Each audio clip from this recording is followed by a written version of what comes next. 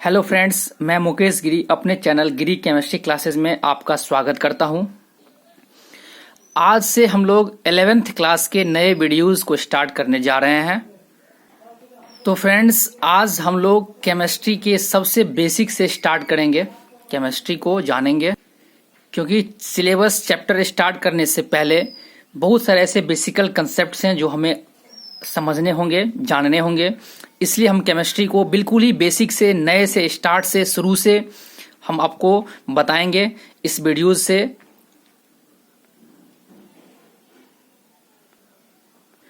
तो हमारा जो पहला टॉपिक होगा वो है इंट्रोडक्शन ऑफ केमिस्ट्री, यानी कि केमिस्ट्री को पहले हम बेसिक से बिल्कुल स्टार्ट से समझेंगे। जो केमिस्ट्री क्या होता है, केमिस्ट्री के बारे में पूरे डिटेल समझना है, हमें छोटी छोटी बातें को समझना है। ये पूरे समझने के बाद बेसिकल कंसेप्ट क्लियर हो जाएंगे। उसके बाद हमें चैप्टर को पढ़ने में बहुत ही हेल्प होगी। तो फ्रेंड्स, आप लोगों को पता होगा जो 10th का रिजल्ट आ गया है, और आप लोग जानते हैं इस बार का जो रिजल्ट है वो बहुत ही अच्छा रिजल्ट है। काफी अच्छे रिजल्ट्स आए हैं, अच्छे मार्क्स आए हैं। तो एक बार फिर से ऐसे स्टूडेंट्स जो इस एग्जाम में अच्छे मार्क्स लाए हैं, अच्छे स्कोर किए हैं, है ना, उनको हमारी तरफ से यानी कि गिरी केमिस्ट्री क्लासेस की तरफ से ढेर सारी शुभकामनाएं एवं उज्जवल भविष्य की कामनाएं। बट एक बात फ्रेंड्स आपको याद करनी है, अगर आप बहुत ही अच्छा स्कोर लाए हैं, बहुत ही अच्छा मार्क्स लाए हैं, तो इतना ही आपके लिए काफी नहीं है। आपको ये मार्क्स बहुत आगे तक काम नहीं करेंगी, क्योंकि इस मार्क्स से आपको न ही गवर्नमेंट जॉब मिल सकती है और न ही आपको इंजीनियरिंग मेडिकल में एडमिशन। इसलिए आपके फ्यूचर को अच्छा बनाने के लिए आपको इसी तरह हमेशा हार्ड से हार्ड लेबर करना होगा और अच्छे मुकाम पे पहुंचना होगा। ठीक है गाइज, इसके लिए आपको इसी तरह मेहनत करके आगे पढ़ना होगा। आप अधिक से अधिक मेहनत करें और अपने पेरेंट्स, टीचर्स एवं बड़े बड़े व्यक्तियों का नाम रोशन करें। और एक बात, आप किसी भी फैकल्टी से पढ़ें, आपके मार्क्स के अकॉर्डिंग आप खुद समझ सकते हैं कि आपको कौन सा फैकल्टी रखना है। आप किसी भी फैकल्टी से पढ़े, उस फैकल्टी पे आप अच्छा करें।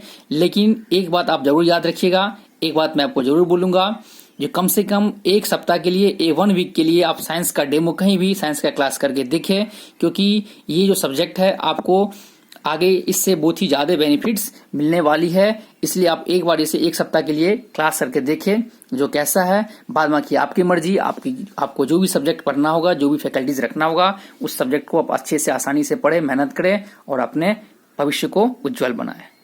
तो चलिए फ्रेंड्स, अब हम लोग केमिस्ट्री को स्टार्ट करते हैं, केमिस्ट्री के बारे में जानते हैं केमिस्ट्री क्या है। तो सबसे पहले आपको याद होगा जो केमिस्ट्री जो हमारा सब्जेक्ट है वो साइंस का ब्रांच है। ठीक है, इसका मतलब पहले हमें थोड़ा साइंस के बारे में जानना होगा। साइंस क्या है ऑलरेडी आप लोग जानते हैं, और मैंने आपको पहले ही बता दिया है। जो हम केमिस्ट्री को बिल्कुल ही ABCD से स्टार्ट करेंगे, बिल्कुल ही बेसिक से स्टार्ट करेंगे, ताकि ऐसे बच्चे, ऐसे स्टूडेंट जिसको कम मार्क्स भी आया हो 10th में, वो सोच रहे होंगे जो हम साइंस कैसे पढ़े, नहीं पढ़े है ना, उनके लिए भी वहां पे बहुत ही अच्छा अपॉर्चुनिटीज है। उनको भी आसानी से समझ में आएगा, है ना, आसानी से वो पढ़ सकते हैं, समझ सकते हैं। इसलिए मैं बिल्कुल ही बेसिक से पढ़ाना स्टार्ट करता हूँ 11th का। तो चलिए साइंस के बारे में, जैसा कि आप लोग जानते हैं, साइंस के बहुत सारे डिफिनेशन है। यहाँ पे सबसे सिंपल मैंने डिफिनेशन लिखा है आपको कि the knowledge of anything is called science. किसी भी वस्तु के बारे में ज्ञान अर्जित करना, जानना विज्ञान कहलाता है। ये साइंस का छोटा सा डिफिनेशन है, इसमें सभी प्रकार के डिफिनेशन इसमें इंक्लूड है। ठीक है गाइज, तो ये हमारा साइंस था। अब साइंस को जनरली 3 टाइप से डिवाइड किया गया है। ठीक है, साइंस को जो क्लासिफिकेशन किया गया है वो 3 टाइप से, मतलब 3 टाइप के साइंस होते हैं, जिसमें पहला है हम लोगों का फिजिकल साइंस, दूसरा है अर्थ साइंस और तीसरा है लाइफ साइंस। ठीक है गाइज, तो लाइफ साइंस को ही हम लोग बायोलॉजी बोलते हैं, जो कि आप जानते हैं। ठीक है, और ये अर्थ साइंस बिल्कुल ही हमारा अलग है, जिसमें अर्थ के बारे में स्टडी करते हैं। और पहला है हम लोग का फिजिकल साइंस, जिसमें हम लोग को इसी के बारे में पढ़ना है, फिजिकल साइंस। तो अब फिजिकल साइंस को भी 3 टाइप से डिवाइड किया गया है। एक होता है फिजिक्स, एक होता है केमिस्ट्री, एक होता है एस्ट्रोनॉमी। ठीक है गाइज, इस प्रकार से देखा हमने यहाँ पे साइंस का 3 branch, 3 parts, physical science, earth science और लाइफ साइंस, जिसमें फिजिकल साइंस का फिजिक्स, केमिस्ट्री और एस्ट्रोनॉमी। तो हम लोगों को जो पढ़ना है अभी, है ना, साइंस में, वो पढ़ना है हम लोगों को फिजिक्स, केमिस्ट्री और बायोलॉजी। तो बायो आपको लाइफ साइंस का हो गया, और ये फिजिक्स, केमिस्ट्री हम लोग का फिजिकल साइंस का हो गया। तो यानी कि कहने का मतलब टोटल यहाँ पे देखा जाए, इस चार्ट को देखा जाए, तो हम लोग को फिजिक्स, केमिस्ट्री और बायो 3 टॉपिक के बारे में साइंस में पढ़ना होगा, लेकिन अब हम लोग इस पूरे में हम लोगों को केमिस्ट्री से रिलेटेड टॉपिक को पढ़ना है, इसलिए हम लोग केमिस्ट्री पे फोकस करेंगे। तो ये हम लोग का जो थर्ड टॉपिक देख रहे हैं केमिस्ट्री, ये केमिस्ट्री को हम लोग को जानना है। तो वैसे एक बार हम आपको तीनों को शॉर्ट फॉर्म में बता देते हैं। फिजिक्स जानते हैं, फिजिक्स में क्या होता है, तो स्टडी ऑफ नेचुरल फिनोमिनन, मतलब नेचर में होने वाले जितने भी फिनोमिनन है, प्रकृति में होने वाले जितने भी घटनाएं हैं उसका स्टडी करते हैं हम लोग फिजिक्स में। Biology study of plants and animals, आपको पता ही है जितने भी पेड़ पौधे हैं या फिर जानवर हैं, एनिमल्स, इसके बारे में जो स्टडी करते हैं वो हमारा बायोलॉजी होता है। और जो थर्ड है हम लोगों का मेन जो केमिस्ट्री, इसके बारे में हम लोग को डिटेल्स पढ़ना है। ठीक है गाइज, तो ये केमिस्ट्री क्या होता है, तो चलिए आपको केमिस्ट्री के बारे में बताते हैं। केमिस्ट्री का जो डिफिनेशन है, ये the branch of physical science, ये साइंस का ब्रांच है, मैंने आपको पहले ही बता दिया था। The branch of physical science which deals the study of matter, their composition, properties, states, structures and there formation. मतलब फिजिकल साइंस का ऐसा ब्रांच जिसमें हम लोग मैटर के बारे में स्टडी करते हैं, उस मैटर का कंपोजिशन, उसमें क्या क्या चीज पाए जाते हैं, उसका क्या प्रॉपर्टीज है, उसका क्या स्टेट्स है, उसका कैसा स्ट्रक्चर है और वो किस चीज से बना हुआ है, उसका क्या फॉर्मेशन है, इन सभी के बारे में, यानी कि कहा जाए देखा जाए तो पूरे मैटर समझिए, मैटर के बारे में जो स्टडी करते हैं जिस सब्जेक्ट में, जिस ब्रांच में, उसको हम लोग केमिस्ट्री बोलते हैं। ठीक है गाइस, तो ये हम लोग का केमिस्ट्री का डिफिनेशन था। आपको कोई पूछे कभी भी कि केमिस्ट्री क्या है, तो आप सिंपल से बताइएगा कि केमिस्ट्री साइंस का वो ब्रांच है जिसमें हम लोग पदार्थ यानी कि मैटर के बारे में स्टडी करते हैं और मैटर की जितनी भी प्रॉपर्टीज है, स्टेट्स है वगैरह वगैरह, इसके बारे में स्टडीज करते हैं, उसको हम लोग बोलते हैं केमिस्ट्री। ठीक है गाइज, चलिए फादर ऑफ केमिस्ट्री, केमिस्ट्री का जो फादर है, जन्मदाता, यानी कि केमिस्ट्री का जो जन्म करता है, जन्म जो निर्माण किए हैं वो है लेवोजियर, इसलिए लेवोजियर को फादर ऑफ केमिस्ट्री कहा जाता है। इसी प्रकार फादर ऑफ फिजिक्स न्यूटन को कहा जाता है, फादर ऑफ बायो अरस्तु को कहा जाता है और फादर ऑफ जूलॉजी फिर अरस्तु को कहा जाता है। ये छोटा सा टॉपिक आपको माइंड में सेट करना है। ठीक है गाइज, इसके बाद एक इंपॉर्टेंट पॉइंट यहाँ पे लिखना, हमने लिख दिया यहाँ पे, नोट समझिए, या फिर YR मतलब याद रखें, ये याद रखने वाली पॉइंट है। आपको जहां जहां ये YR करके टॉपिक मिलेगा, इसका मतलब वो बहुत ही इंपॉर्टेंट पॉइंट है, उसको आपको याद रखना है। ठीक है गाइज, तो यहाँ पे chemistry is also called natural science या फिर सेंट्रल साइंस। केमिस्ट्री को हम लोग सेंट्रल साइंस भी बोलते हैं, ये बहुत ही इंपॉर्टेंट टॉपिक है, याद रखना है फ्रेंड्स। आपको क्यों ऐसा बोलते हैं, तो आपको ये जानना है, ये समझना है, जो हम लोगों का केमिस्ट्री जो है वो फिजिक्स और बायो के बीच में आता है। मतलब केमिस्ट्री आगे हम आपको डिस्कस करेंगे। केमिस्ट्री के 3 ब्रांच होते हैं mainly, physical chemistry, organic chemistry और इनऑर्गेनिक केमिस्ट्री। तो फिजिकल केमिस्ट्री जितने भी केमिस्ट्री का जितने भी फिजिकल केमिस्ट्री वाले पार्ट्स हैं वो आपको फिजिक्स से लिया गया है, फिजिक्स का टॉपिक है। और ऑर्गेनिक के बहुत सारे ऐसे पार्ट्स हैं जो बायो से लिया गया। इसका मतलब हम ये देख रहे हैं केमिस्ट्री में हम लोग फिजिक्स भी पढ़ते हैं और बायो भी पढ़ते हैं, दोनों के बीच का है, इसीलिए इसको हम लोग सेंट्रल साइंस के नाम से भी जानते हैं। ठीक है गाइज, ये आपको आसानी से समझ में आ गया होगा कि केमिस्ट्री को हम लोग सेंट्रल साइंस क्यों बोलते हैं। ठीक है, अब चलिए हम लोग ब्रांचेज ऑफ केमिस्ट्री, केमिस्ट्री के ब्रांच को देखेंगे, कितने ब्रांच, केमिस्ट्री को कितने ब्रांच में डिवाइड किया गया है। तो different types, different branches of chemistry, chemistry के डिफरेंट ब्रांचेज हैं, बारी बारी से हम आपको डिस्कस करते हैं। इसमें सबसे पहला जो ब्रांच है वो फिजिकल केमिस्ट्री। फिजिकल केमिस्ट्री इसको बोलते हैं भौतिक रसायन। ये क्या होता है, the branch of chemistry in which we study about all theories and principle of chemistry. मतलब केमिस्ट्री के जितने भी थ्योरीज आएंगे लिखने वाला, जितने भी सिद्धांत आएंगे, जितने भी थ्योरीज आएगा, केमिस्ट्री का ऐसा ब्रांच, ठीक है, केमिस्ट्री का ऐसा भाग, ऐसा ब्रांच जिसमें पूरे थ्योरीज का स्टडी करते हैं। थ्योरीज का स्टडी करने का मतलब हो गया जो physical properties of matter, matter का जितने भी फिजिकल प्रॉपर्टीज है उसको स्टडीज करते हैं, उसको बोलते हैं हम लोग फिजिकल केमिस्ट्री। वो फिजिकल केमिस्ट्री के अंतर्गत आएगा। ठीक है स्टूडेंट्स, तो चलिए आपका सेकंड जो ब्रांच है वो आपका है ऑर्गेनिक केमिस्ट्री। ठीक है, अब ऑर्गेनिक केमिस्ट्री क्या होता है, चलिए, the branch of chemistry in which we study organic compounds, यानी कि केमिस्ट्री के ऐसा ब्रांच जिसमें हम लोग ऑर्गेनिक कंपाउंड्स के बारे में स्टडी करते हैं, या फिर इसको ऐसे भी समझ सकते हैं कि जिसमें हम लोग हाइड्रोकार्बन और देयर डेरिवेटिव्स, मतलब हाइड्रोजन और कार्बन से बने कंपाउंड को हाइड्रोकार्बन बोलते हैं। ठीक है, यानी कि हाइड्रोकार्बन और उसके जो डेरिवेटिव है, डेरिवेटिव मतलब जिसमें हाइड्रोजन और कार्बन है ना इंक्लूड होगा, इससे बने हुए जो भी कंपाउंड है इसके बारे में स्टडीज करते हैं, उसको बोलते हैं ऑर्गेनिक केमिस्ट्री। तो यहाँ पे हाइड्रोकार्बन का कुछ एक्सेप्शन भी है, जैसे कार्बोनेट्स हो गया, बाइकार्बोनेट, CO, CO2, ये सब हमारा हाइड्रोकार्बन में नहीं आता है। इसके अलावा जितने भी ऑर्गेनिक कंपाउंड्स है उसका जो स्टडी करेंगे उसको बोलते हैं हम लोग ऑर्गेनिक केमिस्ट्री। ठीक है गाइज, चलिए थर्ड हो गया आपका इनऑर्गेनिक केमिस्ट्री। थर्ड ब्रांच है inorganic chemistry, branch of chemistry in which we study about metal, non metal and their properties, reactions and uses. यानी कि केमिस्ट्री का ऐसा ब्रांच जिसमें हम लोग पूरे मेटल और नॉन मेटल के बारे में स्टडी करते हैं। जितने भी मेटल है आपको पता होगा, पूरे केमिस्ट्री में 118 एलिमेंट्स है। उस 118 एलिमेंट्स को है ना 3 टाइप से डिवाइड किया गया है। ये आपको पता होगा 118 एलिमेंट्स है, इसको 3 टाइप से डिवाइड किया गया है। इसमें कुछ ऐसे भी एलिमेंट्स है जो मेटल होते हैं, कुछ ऐसे हैं जो नॉन मेटल होते हैं, और कुछ ऐसे हैं जो मेटलॉइड्स होते हैं। मतलब मेटल और नॉन मेटल का प्रॉपर्टीज, दोनों प्रॉपर्टी जिसमें पाया जाता है उसको मेटलॉइड बोलते हैं। इस प्रकार से इसको डिवाइड किया गया है। तो पूरे मेटल, नॉन मेटल्स, उसके क्या प्रॉपर्टीज हैं, क्या रिएक्शंस है, क्या यूज है, इसका जो स्टडी करते हैं, इसको हम लोग जो है सो इनऑर्गेनिक केमिस्ट्री के अंतर्गत रखते हैं। तो ये आपका तीसरा ब्रांच है इनऑर्गेनिक केमिस्ट्री। तो केमिस्ट्री के जो 3 ब्रांच अभी तक हमने देखा, फिजिकल केमिस्ट्री यानी कि भौतिक रसायन, ऑर्गेनिक केमिस्ट्री जिसको कार्बनिक रसायन बोलते हैं, इनऑर्गेनिक केमिस्ट्री जिसको अकार्बनिक रसायन बोलते हैं। तो ये 3 ब्रांच बहुत ही इंपॉर्टेंट है। इसी तीनों ब्रांच के बारे में हमको स्टडी करना है इस केमिस्ट्री में। लेकिन फ्रेंड्स, इसके अलावा, इस 3 ब्रांच के अलावा हमारे केमिस्ट्री में और भी बहुत सारे है ना ब्रांचेस हैं केमिस्ट्री के, जिसको स्टडी हमको नहीं करना है, लेकिन उसके बारे में थोड़ा थोड़ा जानना है। तो चलिए हम थोड़ा थोड़ा करके कुछ इंपॉर्टेंट उसके बारे में डिस्कशन करते हैं, जो कौन कौन से और ब्रांचेस हैं केमिस्ट्री के। तो such mode branches of chemistries are, chemistry के जो कुछ और इंपॉर्टेंट ब्रांचेज हैं, जिसमें पहला है हम लोग का एनालिटिकल केमिस्ट्री। एनालिटिकल केमिस्ट्री का मतलब होता है कि ऐसा ब्रांच जिसमें केमिकल सबस्टांस का टेस्ट किया जाता है। ठीक है, जितने भी केमिकल सबस्टांस है उसका टेस्ट होता है, एक ऐसा ब्रांच जिसमें हम लोग बोलते हैं एनालिटिकल केमिस्ट्री। ठीक है, तो अब जो है जनरली ये जो हमारा सिलेबस है ना, ये अब ऐड कर दिया गया है आपको, है ना। ये जेईई मेंस में इसका कुछ क्वेश्चंस आता है। पहले केवल ऑर्गेनिक, इनऑर्गेनिक और फिजिकल से ही आता था, लेकिन जो है सो है ना कुछ ईयर से देख रहे हैं कोई एनालिटिकल केमिस्ट्री भी कुछ क्वेश्चंस आ रहे हैं। ठीक है गाइज, तो ये आपको थोड़ा इसमें देखना है। जब बताएंगे डिटेल्स, आगे चैप्टर पढ़ाएंगे तो कहीं ना कहीं चर्चा इसका होगा। नेक्स्ट जो हम लोग का ब्रांचेज है वो एग्रीकल्चरल केमिस्ट्री। ये क्या है, इसमें हम लोग deals the study of soil. इसमें सॉइल यानी कि मिट्टी के बारे में स्टडी करते हैं, मिट्टी का क्या फर्टिलिटीज है, मिट्टी के कितने टाइप्स हैं, है ना, इस सब के बारे में स्टडीज करते हैं। तो जनरली समझना है आपको, मिट्टी से रिलेटेड जो भी स्टडी करते हैं उसको हम लोग बोलते हैं एग्रीकल्चर केमिस्ट्री। नेक्स्ट है आपका बायोकेमिस्ट्री।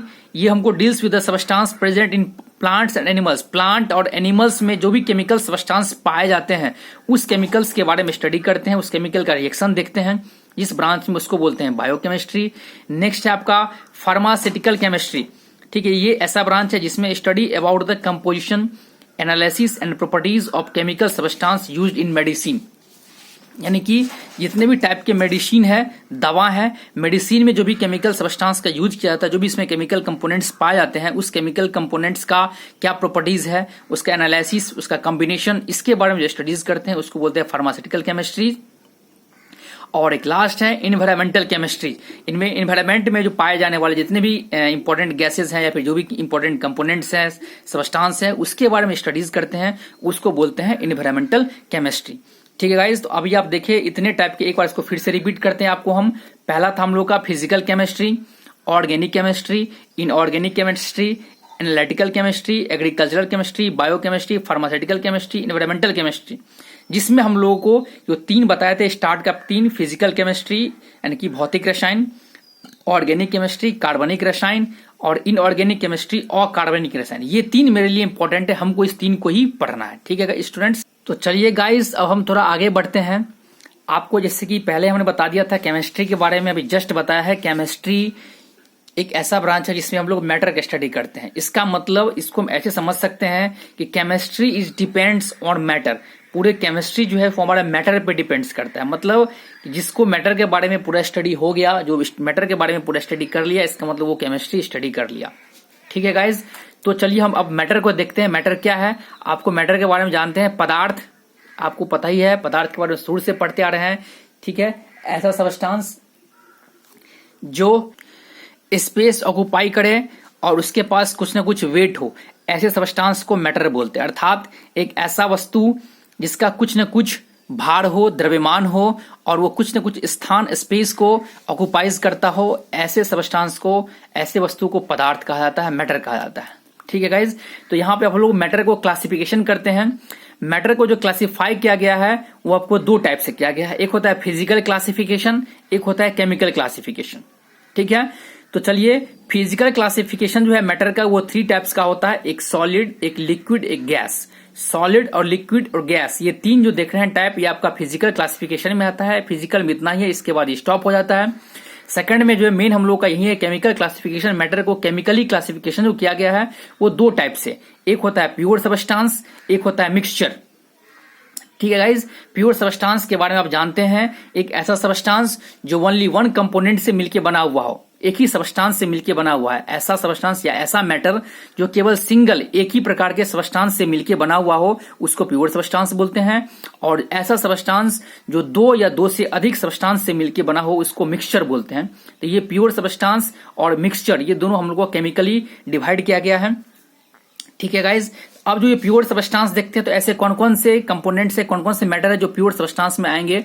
तो प्योर सबस्टांस को आपको 2 टाइप से डिवाइड किया गया है, एक होता है एलिमेंट्स, एक होता है कंपाउंड्स।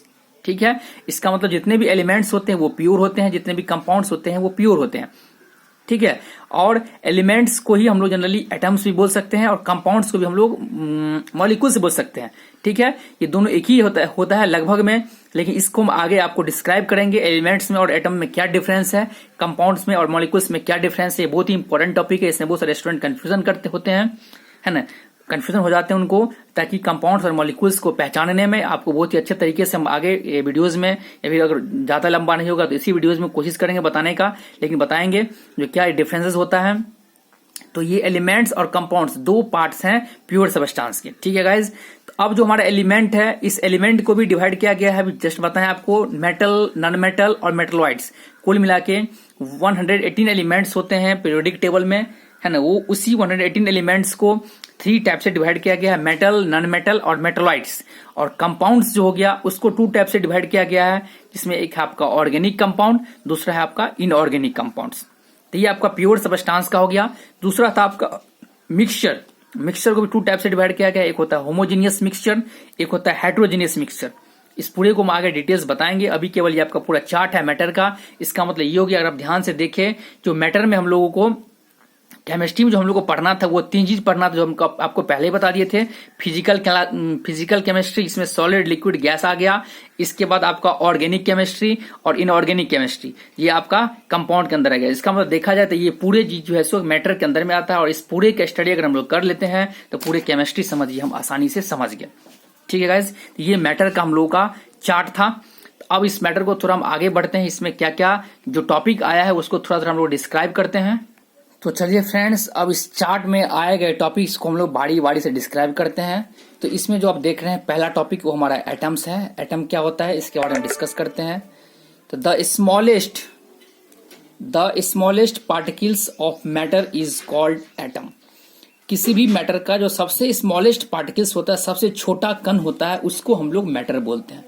चलिए इसको एग्जाम्पल से समझाते हैं। इसको समझने के लिए ऐसे देखिए, यदि मेरे पास एक आयरन का सीट है, मान लीजिए एक लोहे का एक इतना बड़ा टुकड़ा है मेरे पास, ठीक है। तो अगर इस आयरन के सीट को अगर हम लोग ब्रेक करते हैं, अगर इस आयरन के सीट को अगर हम लोग तोड़ेंगे तो इसको तोड़ने से क्या होगा, ये डिफरेंट अलग अलग पार्ट्स में इस प्रकार से ब्रेक हो जाएगा, ये अलग अलग पार्ट्स में इस प्रकार से ब्रेक हो जाएगा। ठीक है, देख रहे हैं इस प्रकार से। तो अब जो देख रहे हैं इस अलग अलग पार्ट्स में ब्रेक हो गया, इसमें कोई एक सिंगल पार्ट्स, इस एक पार्ट्स को अगर किसी एक सिंगल पार्टिकल्स को फिर से एक बार ब्रेक किया जाए, तो अब जो देख रहे हैं एक छोटा सा पार्टिकल्स फिर ये जो ब्रेक करेगा, तो अब इस प्रकार से ये ब्रेक होके इस प्रकार से हो जाएगा। ठीक है, अब फिर इसमें से किसी एक कंस्टिट्यूएंट पार्टिकल्स, एक सिंगल पार्टिकल्स को फिर एक बार ब्रेक करेंगे तो ये इस प्रकार से हो जाएगा। फिर इसको एक बार किसी एक सिंगल को ब्रेक करेंगे तो ये इस प्रकार से हो जाएगा। मतलब गाइस, इसको आपको इस प्रकार समझना है कि एक समय ब्रेक करने के बाद एक समय ऐसा आएगा जो वो पार्टिकल्स ब्रेक करना बंद हो जाएगा। ठीक है, जिसको फिर दोबारा ब्रेक नहीं कर सकते हैं। तो मान लिए इसको हमने ब्रेक किया, तो अब ये पार्टिकल्स है, जिसमें से अब ये जो पार्टिकल्स देख रहे हैं अब ये ब्रेक नहीं हो सकता, यानी कि इसको ब्रेक करते करते ये सबसे छोटा पार्ट्स हो गया। तो यहाँ पे इसको जो है हम इसको बोलेंगे एटम्स। ये इसको ही हम लोग क्या बोलेंगे, एटम्स बोलेंगे, क्योंकि अब इसके बाद जो ये ब्रेक नहीं हो सकता है। तो हमने क्या देखा, यहाँ पे आयरन का ये इतना बड़ा टुकड़ा था, मान लिया इसमें ये इस प्रकार से है ना, इसको ब्रेक किया, ब्रेक करते करते यहाँ पे आ गया। तो अब ये जो देख रहे हैं, ये जो हमारा पार्टिकल्स है, ये इस आयरन के शीट का सबसे स्मॉलेस्ट पार्टिकल्स है, ठीक है। इस प्रकार से इसको हम लोग क्या बोलेंगे, एटम बोलेंगे। इसलिए कहा जाता है कि the smallest particles of matter, किसी भी मैटर का जो सबसे स्मॉलेस्ट पार्टिकल्स होगा, अब इसको इससे स्मॉल हम नहीं कर सकते हैं, इसलिए हमारा क्या हो जाएगा, एटम हो जाएगा। तो ये हमारा एटम है, ठीक है गाइस। तो आपको एटम समझ में आ गया होगा। तो चलिए अब हम लोग एलिमेंट्स को देखते हैं। एलिमेंट्स क्या होता है, तो एलिमेंट्स को इस प्रकार से डिफाइन कर सकते हैं कि a pure substance that can't be divided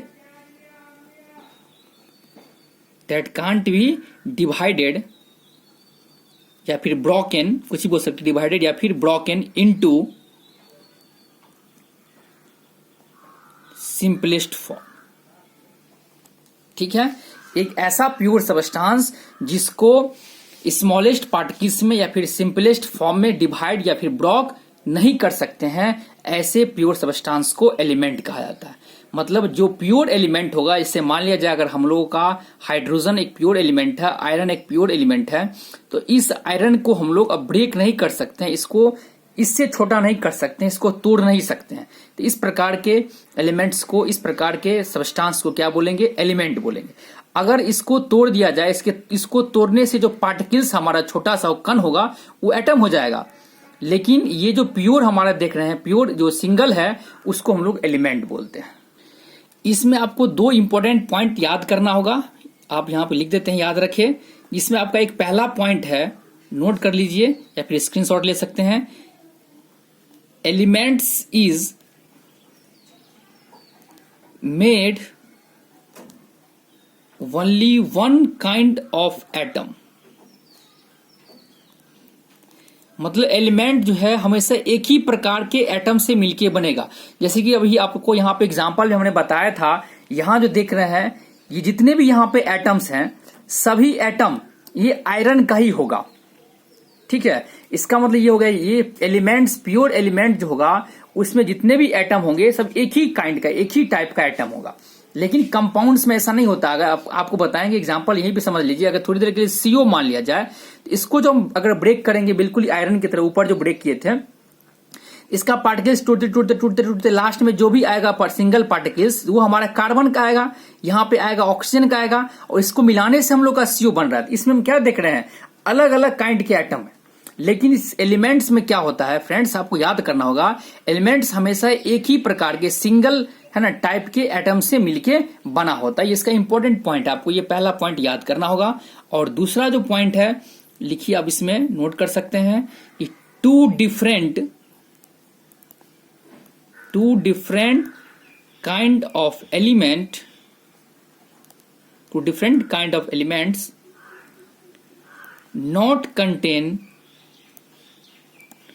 not contain same kind of atom। तो ये दो इंपॉर्टेंट पॉइंट आपको एलिमेंट्स के बारे में याद करना होगा। इसको एक बार देख लीजिएगा, माइंड में सेट कर लीजिएगा, तो आपको यहां से आसानी से एटम और एलिमेंट में क्या डिफरेंस है वो आपको समझ में आ जाएगा। ठीक है गाइज, तो चलिए नेक्स्ट टॉपिक हम लोग का मॉलिक्यूल्स। और मॉलिक्यूल्स के बारे में जानते हैं, तो पहले इसको डिफाइन कर लेते हैं, मॉलिक्यूल्स क्या होता है। तो लिखिए टू और more than two same kind of atoms that are chemically joined together।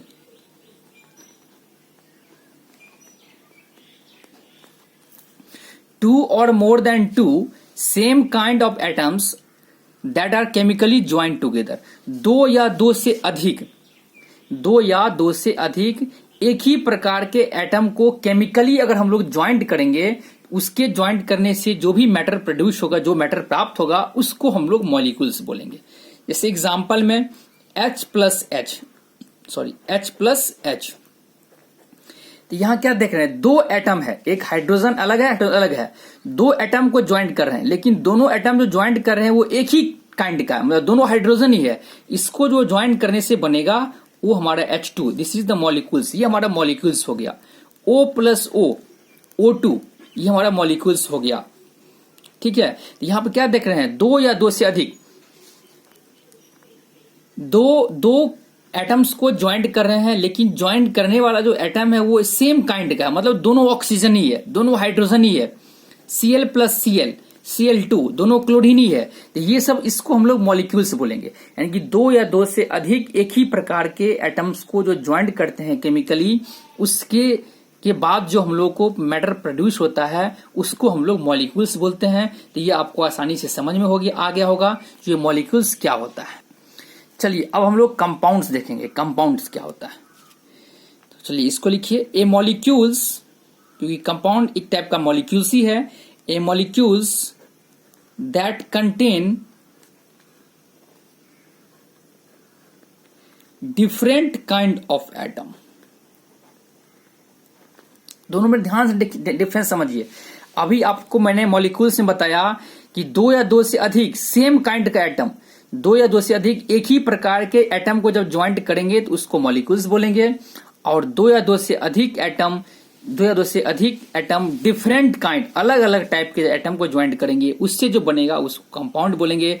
इसका एग्जांपल देखिए, इस एग्जांपल में आपका H प्लस O, यहाँ पे तीन एटम देख रहे हैं, एक हाइड्रोजन है, एक ऑक्सीजन है तीन एटम, लेकिन दो टाइप का है, एक है दो हाइड्रोजन है, एक ऑक्सीजन है। तो यहाँ पे क्या देख रहे हैं, डिफरेंट काइंड हो गया, अलग अलग काइंड के एटम है। तो इसके मिलाने से जो बनेगा हम लोगों का, दिस इज द कंपाउंड, इसको हम लोग कंपाउंड बोलेंगे। एग्जाम्पल में अगर हम लोग H plus O plus oxygen 4, 4 बार भी लिख सकते हैं, लेकिन एक ही बार बता दिए हम आपको। इसको अगर हम यहां देख रहे हैं, हाइड्रोजन, सल्फर और ऑक्सीजन, 3 टाइप्स के एटम है ना, लेकिन कुल मिलाकर अगर काउंट किया जाए तो 1 2 3 अब 4, इसमें 8 है। यहाँ पे 8 एटम, हमने आपको क्या बताया, दो या दो से अधिक भी हो सकता है। यहाँ पे आप देख रहे हैं 8 एटम है, लेकिन 8 एटम में काइंड्स कितने हैं, 3 काइंड्स, एक हाइड्रोजन है, एक सल्फर है, एक ऑक्सीजन है। 3 डिफरेंट काइंड्स ऑफ एटम आपको यहाँ पे शो कर रहा है। 3 डिफरेंट काइंड्स ऑफ एटम को केमिकली ज्वाइन करेंगे, तो इसको ज्वाइन करने से आपका जो बनेगा वो H2SO4, this is the compound, इसको हम लोग कंपाउंड बोलेंगे। ठीक है, तो ये आपको आसानी से इसी प्रकार से और है ना, 6 कार्बन को, है ना, 12 हाइड्रोजन को और 6 ऑक्सीजन को मिलाएंगे, तो इससे जो बनेगा हम लोगों का C6H12O6, ये हम लोगों का जो है सो कंपाउंड होगा। इस प्रकार आसानी से आपको समझ में आ गया होगा कि दो या दो से अधिक अगर एक ही प्रकार के सेम काइंड के एटम्स को ज्वाइन करेंगे तो मॉलिक्यूल्स होगा, और डिफरेंट काइंड्स के एटम को अगर हम लोग अटैच करते हैं तो वो हमारा कंपाउंड्स होगा। ये मॉलिक्यूल्स और कंपाउंड में आपको आसानी से डिफरेंस समझ में आ गया होगा। इतना समझने के बाद आपको एक बात याद रखना है गाइज, इंपॉर्टेंट बात यहाँ पे ये है, इट इज क्लियर दैट, इससे ये क्लियर होता है, it is clear that molecules are made from combination of same atom। मतलब मॉलिक्यूल्स जो है हमारा एटम के कॉम्बिनेशन से ही मिलके बनता है, मतलब दो या दो से अधिक सेम एटम को आपस में ज्वाइन करेंगे तो उससे हमारा मॉलिक्यूल्स बनेगा। तो ये छोटा सा टॉपिक था, यानी एटम क्या होता है, एलिमेंट्स क्या होता है, और मॉलिक्यूल्स क्या होते हैं, और कंपाउंड क्या होते हैं, और मॉलिक्यूल्स कंपाउंड में क्या डिफरेंस है, और एटम और एलिमेंट्स में क्या डिफरेंस है, ये ज्यादातर आपको पूछे जाते हैं। तो ये आपको माइंड में सेट करना है अच्छे से, इसमें दोनों में क्या क्या डिफरेंस होगा, इसको आप आसानी से समझ गए होंगे गाइस। अगर फिर भी कुछ प्रॉब्लम हो तो आप कमेंट बॉक्स में लिख सकते हैं, हम आपको इसको फिर से डिस्क्राइब करने का कोशिश करेंगे। चलिए गाइस, एक छोटा सा टॉपिक है केमिकल रिएक्शन, तो चलिए इसको देखते हैं। Matter undergoes a change in composition and structure of its molecules is called chemical reaction. मतलब किसी भी मैटर को, कोई भी मैटर यदि उसके कंपोजिशन और उसके स्ट्रक्चर में, यानी कि कोई भी मैटर जिस मॉलिक्यूल्स से मिलके बना हुआ है उसके मॉलिक्यूल्स का स्ट्रक्चर और उसके कंपोजिशन में जब चेंज हो जाएगा तो चेंज होने के बाद जो भी मैटर होगा, जो भी प्रोड्यूस होगा, उसको हम लोग केमिकल रिएक्शन बोलते हैं गाइस। ये छोटा सा टॉपिक था, केमिकल रिएक्शन क्या होता है। तो फ्रेंड्स, ये जो वीडियोस है वो काफी बड़ा हो चुका है, इसलिए हम इस वीडियो में आज के लिए इतना ही रखते हैं। लेकिन ये याद रखिएगा, आज जो मैंने टॉपिक आपको बताया है वो केमिस्ट्री का बेसिक का एक सिंपल सबसे फर्स्ट यानी कि ए समझिए, ABCD का ए था, ठीक है। अब इसके अगले वीडियोस में हम और भी इससे बहुत ही इंपॉर्टेंट बेसिकल जो टॉपिक्स हैं उसको डिस्कस करेंगे। तो आपको 11th स्टार्ट करने से पहले ये जो 4-5 इंपॉर्टेंट वीडियोस होगा बेसिक क्लास का, इसको आप जरूर देखिएगा, जरूर पढ़िएगा, जरूर समझिएगा। इससे आपको 11th स्टार्ट करने में, पढ़ने में बहुत ही हेल्प मिलेंगी। इसलिए आप इस वीडियोस को मिस नहीं कीजिएगा। आप आसानी से इसको स्क्रीनशॉट लेके या फिर पॉज करके इसको नोट कीजिए, पढ़िए, समझिए। और किसी प्रकार का अगर प्रॉब्लम हो समझने में तो आप कमेंट बॉक्स में लिखिए, मैं उसको समझाने का दोबारा कोशिश करूंगा गाइज। तो चलिए आज के लिए वीडियो में इतना ही रखते हैं। इससे आगे वीडियो, अगले वीडियो फिर मिलेंगे अगले टॉपिक के साथ। आज के लिए इतना ही। Thank you.